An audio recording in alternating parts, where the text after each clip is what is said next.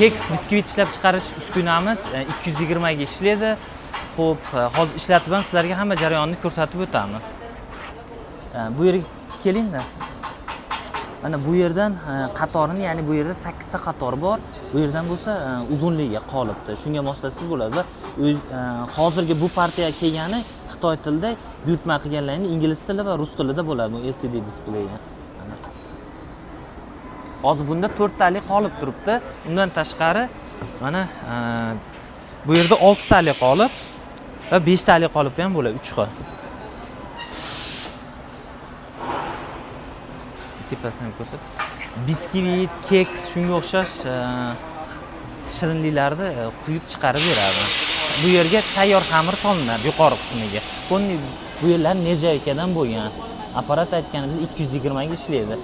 Ko'pchilik buni misol qimmatroq versiyalari bor. Bu uskunamiz ancha arzon. Oldingilarga nisbatan mana biz o'zimiz ham oldin olib kelganlarimiz ancha qimmat edi va gabariti jihatdan ham katta edi. Bu ixcham, narxi ham oldingi uskunalar teng yarmi. Shuning uchun ekranda ko'rinib turgan raqamlarga murojaat qilib, shu keks, biskvit ishlab chiqarish uskunamizni olsalaring bo'ladi yoki username'larga murojaat qiling.